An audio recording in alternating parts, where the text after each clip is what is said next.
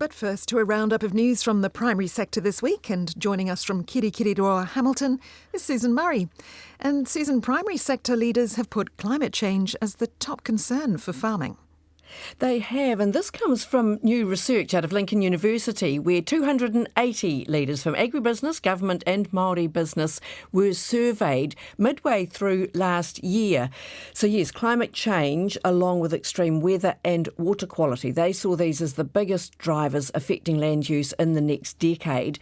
The research was headed by Timothy Driver. He says Cyclone Gabrielle and other recent weather events really were front of mind because of the impact they had. They've cost an estimated $2 billion.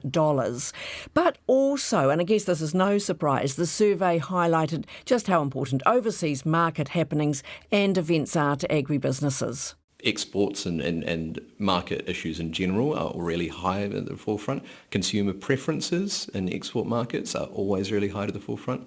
So I think what this captures is the through line of the thought of the primary sector, that these things are always of concern. Things move around. So for example, in the previous iteration, COVID-19 was really high in the priorities. That's completely dropped off the radar now. In the current iteration, we are now seeing a proliferation of concerns around geopolitics, conflict, international conflict, food security, and the market effects of geopolitical conflict. And Susan, some pleasing signs for deer farmers, with demand for New Zealand venison strong at the moment. It is, and this is resulting in good prices for farmers. AgriHQ senior analyst Mel Crode says that as the main European chilled venison season is ending, buyers are now on the hunt for next season's stock. And so this should mean that the new season contracts, when they come out later in summer, will be strong. Some early on-farm deer sales suggest that there is some confidence and positivity within this industry. Strong demand for venison from North America has basically counteracted some of the European markets that were perhaps just not as strong as they would have usually have been. That market in general has managed to withstand the downside that we've seen in other red meat export markets as well, and it's allowed those prices received at the farm gate to track at a much stronger level than particularly what we're seeing for lamb.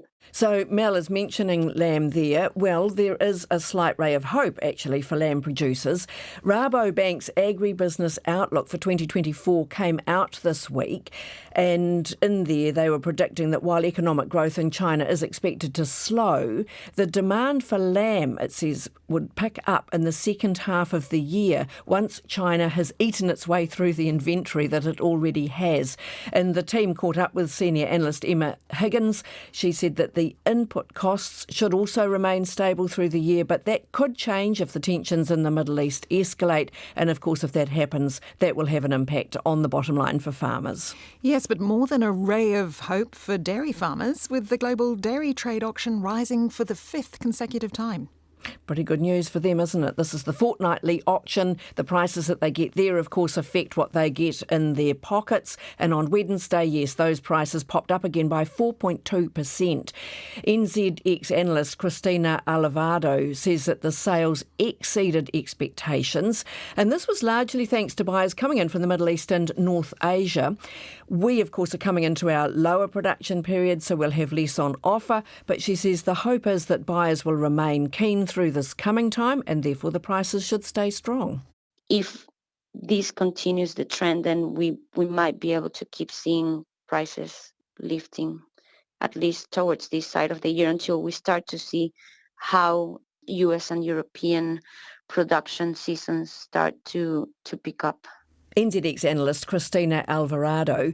The whole milk powder prices, which are the ones that affect New Zealand in particular, they rose 3.4%. Butter prices jumped up more than 10%. So I think that's the reverse, Sally, of a slippery slope. Now, what about the rural real estate scene? Is that on a slippery slope? It's pretty quiet. Buyers apparently are either waiting for the right property or for interest rates to come down. The new data from the Real Estate Institute shows that there was a 37% drop in the number of farm sales in the 3 months to December last year, and that's compared to the same time the year before. And it's down to 241 farm sales over those 3 months. Here's Institute spokesperson Shane O'Brien. Drop in farm sales is right across New Zealand and right across most farming sectors. which is not usual. Normally we see one or two sectors dropping off or one or two regions, but this is a nationwide trend occurring at the moment, which tends to suggest that the issues facing buyers are more on a macro level, things such as on-farm inflation, farm product prices and interest rates.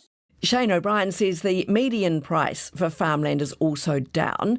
Over the past year, the price per hectare on dairy farms dropped nearly 7%, down to $41,020 a hectare, and the median price for finishing farms was also down. It was down 9.3% to $39,270 a hectare. Susan, a new pest control program to control wallabies is off to a good start in the South Island. Which is good news. These little hoppers, they've spread themselves around a number of regions in New Zealand. Back in December, 10 Bennett's wallabies wearing brightly coloured GPS collars were dropped by helicopter into the Waitaki and Mackenzie districts. Now, they're called spy wallabies, and that's because they're used as lures to lead the hunters onto other wallabies in an effort to control these populations. We just don't want them around. They compete for grass with the livestock, and they eat native seedlings and regenerating native bush. Otago Regional Council's Libby Caldwell says that this is the first surveillance operation, and it was successful. They have led us to an extra 18 wallaby, so those extra 18 wallaby were destroyed at the time of the hunt.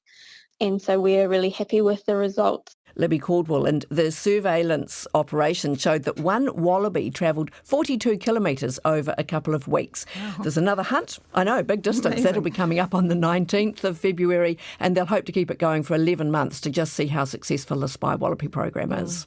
Well, now on the international front, where are things at with the live animal export vessel that's been stuck off the coast of Perth for several weeks? Sounds like a bit of a standoff. The MV Bahija, it's got 15,000 sheep and cattle on board. It left Australia bound for Israel in early January. It was turned back because of ongoing tensions in the Red Sea. It couldn't get through. Last Friday, several hundred cattle were taken from the ship to a quarantine facility. A small number of them have died, and those are now under investigation.